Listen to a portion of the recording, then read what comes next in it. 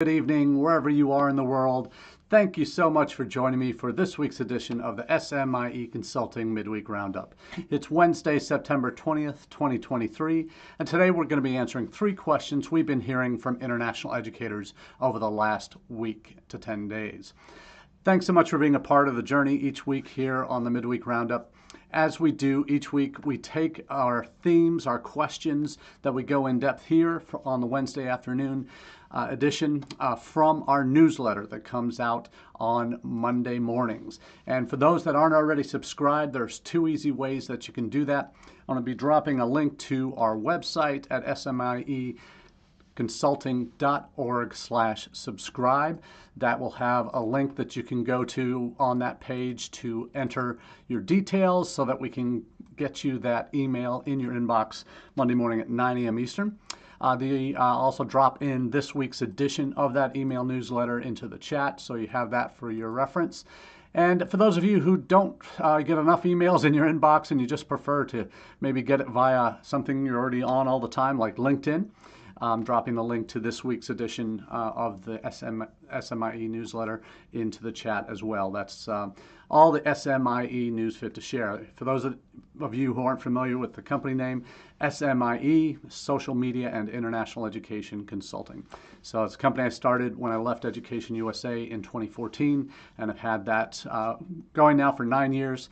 And I've been fortunate enough that even with my current position at University of Nevada, Las Vegas as Director of Global Recruitment and Partnerships, I have the opportunity to continue this roundup as well as the newsletter. So to keep as my service to our field of international education, which I've dedicated my entire 30-plus year career to.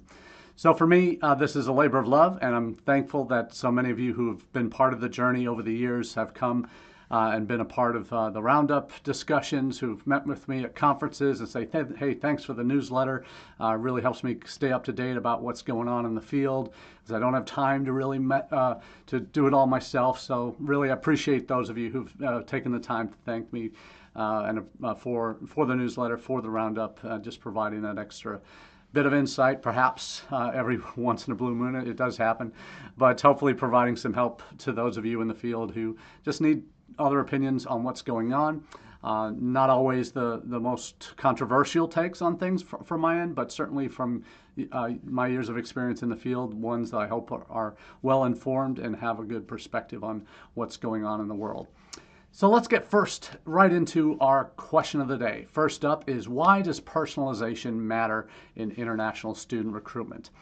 And for those of you who've known me for more than a minute, you know that one of the things that I really have developed recently during the pandemic, we all had a bit more free time than we might have ordinarily liked, not being able to travel as we might normally do in the given recruitment cycle.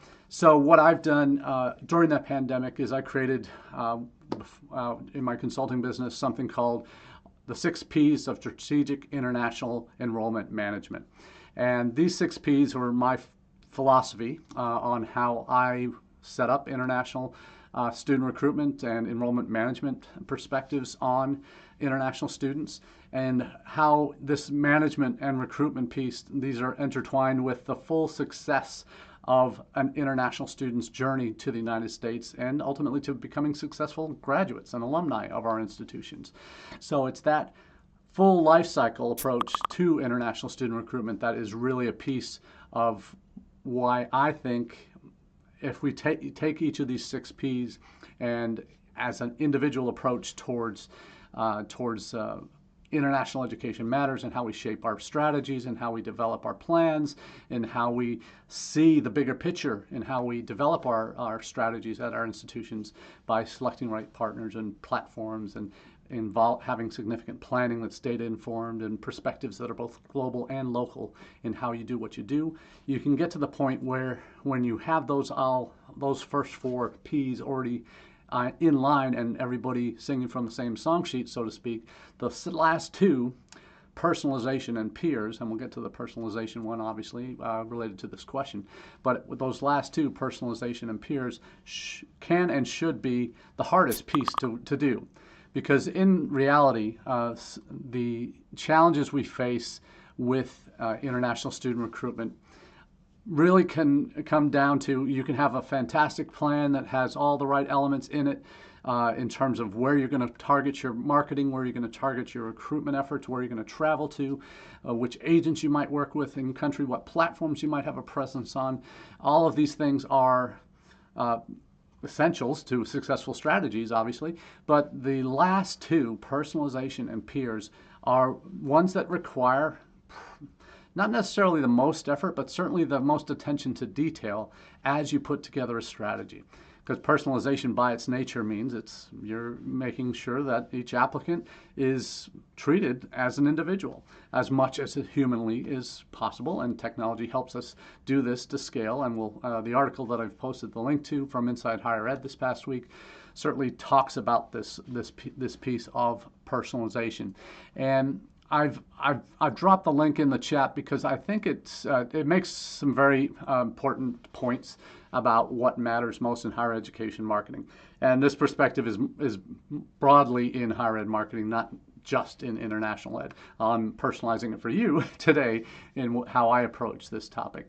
But it's from Gil Rogers, old colleague of mine. We both worked at College Week Live at separate times together. Separate times. He's been in the industry for a number of years, mostly on the domestic side, but certainly has made technology and personalization part of his mission in terms of how, as he says in the article, he uses personalization efficiently and authentically to reach students.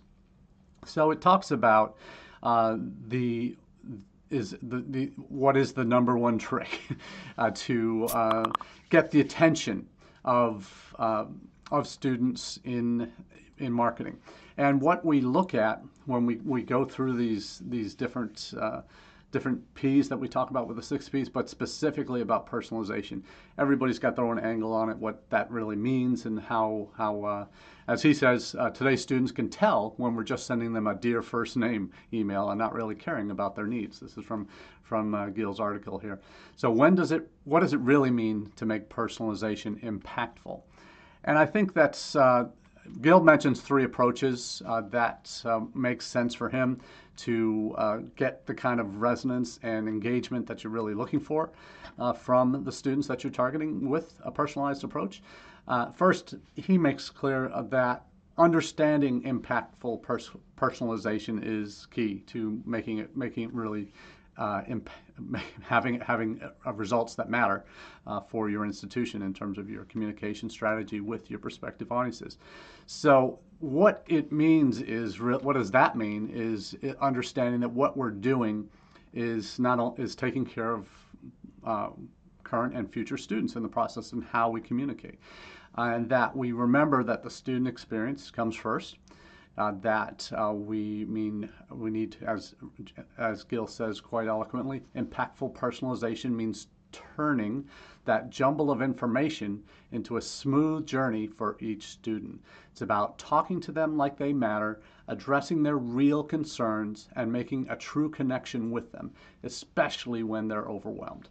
And I think this is something that we can all relate to in the admissions process for students, and particularly for international students. There's so much information that they're trying to process, so much that is often over-explained and can get confusing, and really requires us to kind of strip down our messages if we're going to reach them effectively and to answer their questions, address their real concerns, as Gil is saying. Second, he says, is embracing tech-powered, scalable personalization. And what does that look like? So this is something that we know we have in the past. It was stealth applications in the early 2000s that was plaguing a lot of institutions and figuring out, oh, all these students are just, first point of contact with them we have is just applying.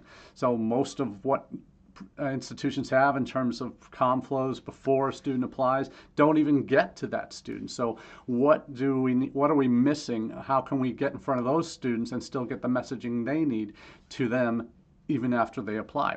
So it's adapting how we communicate with these students and making sure that the messages we send make sense, and that these are opportunities to begin conversations and to really invite that and as much as we can.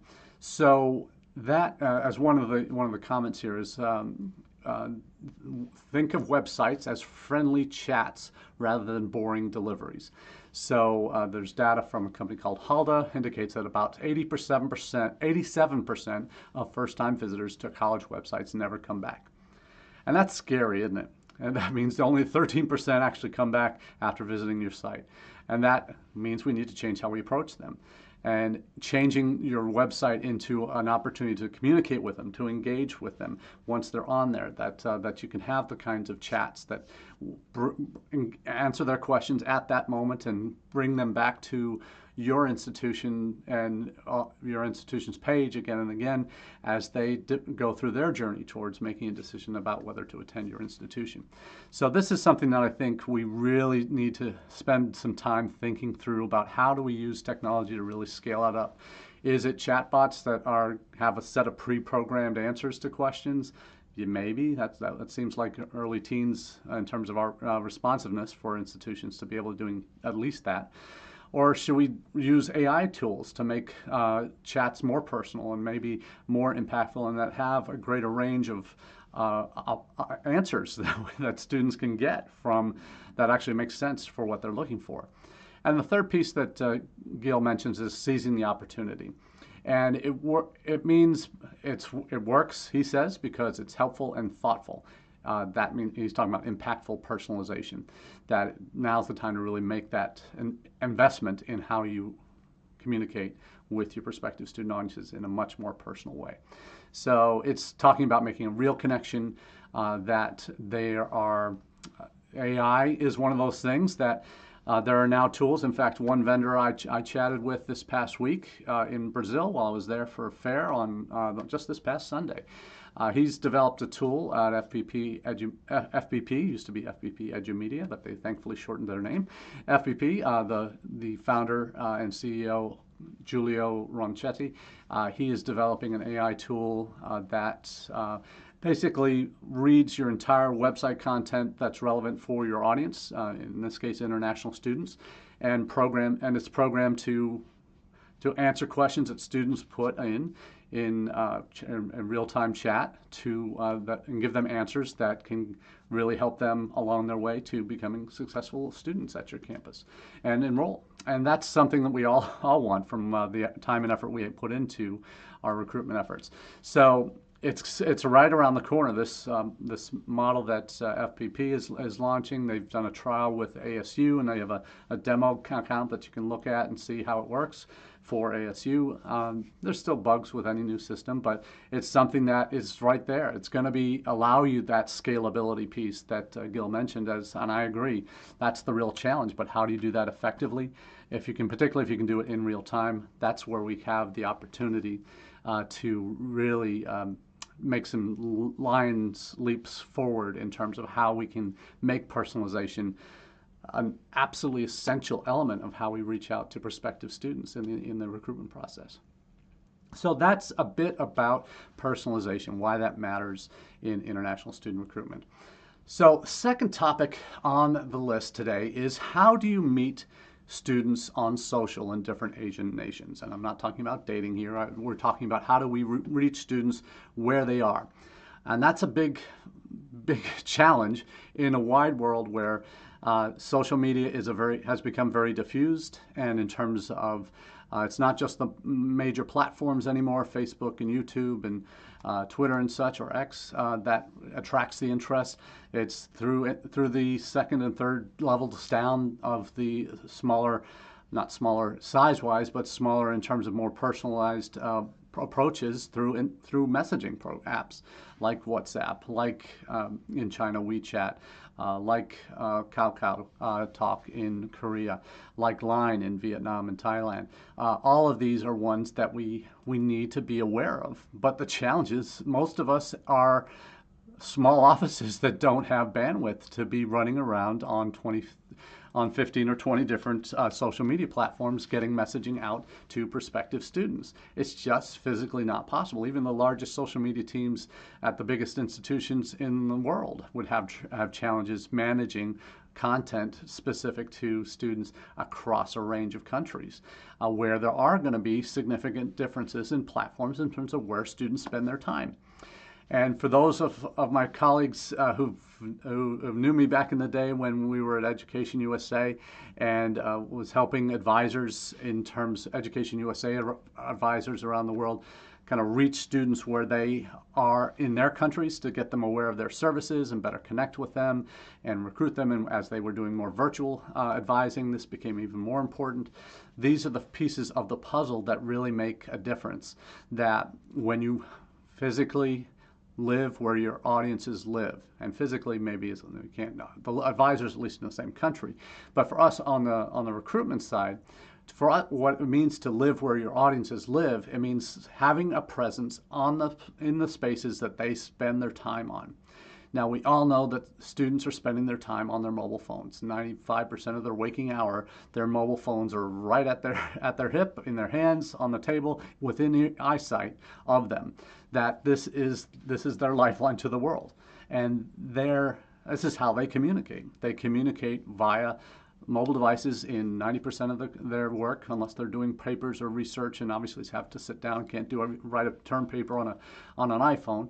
But this is something that these mobile devices, when they communicate with their colleagues, their classmates, with their friends, they're on messaging apps now more than they are on the bigger platforms. They'll spend time on Instagram, they'll spend time on Facebook, they'll spend time on TikTok, and WeChat, and Douyin in Dubai, in China, and the various platforms that they have there. Yes, they're going to be spending those times in communication with their friends, with their colleagues. So for us, and Teresa, thank you for joining the chat again on LinkedIn, talking about the value of the African countries. Students are encouraged in Africa to explore study abroad. They're looking for ways to improve their lives and their families' lives, and they're looking abroad for education in a lot of cases. And the challenge, as you rightly point out, is money, and that's something. But when we get to these issues on how we're connecting with these students on social, even in Africa, they're all on social media too. They're on Instagram. They're on the different messaging apps and WhatsApp and all of these things. So we need to have a presence on those platforms so that we can communicate effectively with them. Now, how do you manage that? Well, in the case of Asian platforms, and we're talking mostly about South and East Asian nations here that send 70% of the international students that we see in the United States every year are from South and East Asia. So a company that I've known for several years, Sonorbis, based in Australia, they initially started out as a tech platform to help Australian universities reach Chinese students in the teens, and they've expanded their footprint to include UK, Canadian, U.S.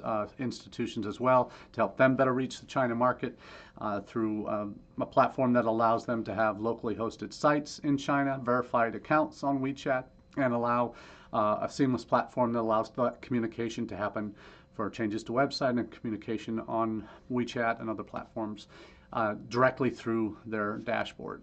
And this is something that I think is, for the China market, has been a valuable tool, particularly as we've seen it evolve in the last 8-9 years, where we saw a peak in the United States and we've seen drop-offs. Certainly Australia has seen a peak and some drop-offs as well, and from China, UK has seen some increases. Whether that continues long-term is to be seen, but we see a lot happening in the in the Asian markets regarding interest in U.S., interest in other major Western destinations, and part of our challenge is really identifying for these students and being able to reach these students where they spend their time. And Sonorbis over the last few years has done quite a bit of research, particularly on the social platforms that the college-age student groups that all of us want to target are spending their time. And they have this information all broken out, and they allow, through this new platform that they've launched to current clients, that is a kind of a pan-Asia messaging platform management system that allows the messages that you want to send out on WhatsApp to Indian students or students in other countries that are heavy WhatsApp users can be similar to what you send to Vietnamese students on the platforms that they're using. So it really does make managing the different accounts that you need to have a presence on a much simpler one, and being able to do it from one major platform where you can have a similar message going out to students across the different platforms that they're on. And this is something that I think is the wave of the future. This is what should be happening now. And it's really, it'll take some adjustments, obviously, on the institutional side in terms of tracking that information. How do you incorporate that into your CRMs? And are you going to be capturing the account information or the ID numbers or IDs for these students and getting waivers so that you can communicate with them effectively? All of these things are important as we move forward in our promotion of our institutions through these digital tools. We have to be aware of the different issues that affect us and our ability to communicate directly with students across a variety of means. So with the Synorbis platform, they now, they don't really have the Synorbis Experience Platform is the actual name of it. So, and the goal is to, as they say in the article, in Pi News article I've dropped the link to in the chat, it will aim to allow institutions to easily diversify their student marketing portfolios, showcasing themselves not just in China, Synorbis' main base, but also across Asia. So go beyond just translating content. It's actually to adapt the content to the markets that you're trying to reach specifically. So they are working with more than 130 institutions now from all around the world. And the key message that everybody is telling them is diversification is the key. So China is the largest market for many countries, but they still need to be able to reach other markets as well. So this has been an 18-month process in research period that they've undergone to get the relevant content on what the platforms are, and what platforms they're using now changes, so they've had to adopt a very flexible approach towards figuring out which platforms they're going to highlight or allow access to through this platform. We're talking about Line in Japan and Vietnam and Thailand. We're talking about Zalo in Vietnam, KakaoTalk in South Korea and Taiwan are also going to be integrated. So this is something that I think is going to be particularly useful to be able to create digital assets that, and also not just the messaging that gets sent out, that you can create landing pages, websites, posts, or segments within a channel, as I say in the article, for any targeted language needed across Asia, which can be done through leveraging AI. So some really game-changing kind of approaches towards messaging to international students that our friends at Synorbis are taking on. And that is something that I think, when it comes to reaching this key region of the world, we all can do a better job. There's no one of us has ultimate knowledge on all these markets all at once, but one person at least. But a company like Synorbis, this is their bread and butter in terms of knowing the markets that they're investing in and understanding what messaging platforms are best to reach students in each market. So kudos to Nicholas Chu and Nico and the team at Synorbis. I know I've been in chat and conversations with Desmond and others there for many months, and hopefully we'll be able to take that leap forward soon with UNLV. Hopefully to get approval in the next few weeks. We'll see how it goes. But in terms of what we need to be doing, the tools we need to have to better reach our future students, this is going to be one of those that we have to be on. Of course, there's going to be expectations on us if we go down this road, that in terms of having the content to be able to deliver to these students, to have the messaging that we can repurpose from our traditional socials to these new platforms. All of that's a lot of legwork that will need to happen. We're not going to be the first ones in on this because they're working with our current clients first. We're not a current client yet, but hopefully we will be soon. But this is something that will take some time to introduce and to fully integrate into our existing messaging, and helps us achieve the kind of personalization we're talking about in that first question. So I think for now, it's something that all of us should be working towards. in terms of our development of our messaging and personalization strategies towards students. And this is a giant leap forward for a lot of institutions if that can and do choose to go down this road. So we'll leave it there for this question today. I know we'll come back to this topic again. Social media is one of my favorite topics to talk about, and any tools that allow us to better use social media in a targeted way to students in specific countries is a huge step forward for us. And to do that for multiple countries with similar messaging, just adjusted per market, I think there's a lot of value there that we're going to get to see the results of, hopefully, in the years to come. So that's our second question. The third one and final question of the day, this is inspired by some conversations I've been having with colleagues north of the border in recent weeks. Had a great opportunity to speak with someone I just met at an ICEF Latin America event, Deja Drummond. Thank you, Deja, for spending the time to chat with me about Canada and the various multi-layered issues going on there. We've talked in recent weeks about the potential trusted institutions list that the government will come up with, the potential capping of international student numbers in Canada, and the huge international student housing crisis that is impacting most areas of Canada, particularly larger urban areas, and even smaller regions in the Atlantic provinces. Cape Breton University had issues with this. Others in the Atlantic provinces have had challenges with housing, and that's impacting obviously the quality of services that these students are receiving. And it's something that I think is only going to get worse before it gets better unless the government takes action. And it certainly sounds like they are at that point that they realize that something needs to be done. And there's a few articles I'll drop into the chat for you today that will go over this. First up, we all know the story in about Ontario college sector. Now, for those U.S. colleagues who aren't as familiar with Canada, there are for higher education there are generally two different options. There are colleges which tend to be more vocational in nature, that are quicker pathways to work after they're done with their degrees, and you often have seen the biggest challenges that have arisen over recent years have been related to the college level institutions, particularly in Ontario, also in Quebec, private institutions that have run afoul of the law, that have worked with agents that aren't trustworthy, that had groups of agents send students to their schools that had fraudulent documents, variety of different challenges that the college sector really has faced, particularly on the public and private. So it's a public-private partnerships in Canadian higher ed refer to the public colleges and the private colleges, for-profit colleges that exist in Canada and the relationships between them.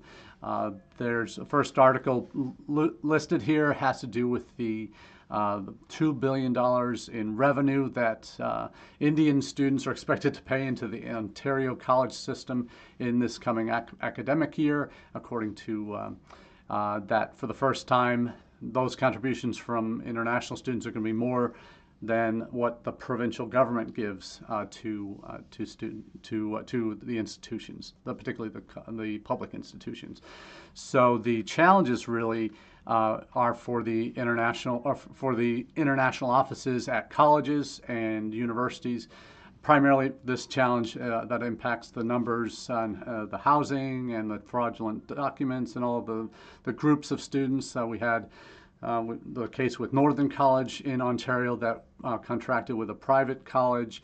That was where the students would actually go to take their classes, which was little more than a storefront or an empty warehouse, and not really an actual campus or anywhere. That they over-enrolled 500 students or over-admitted 500 students, and obviously had to rescind those offers because they didn't have the spaces for them. lot of murky waters here.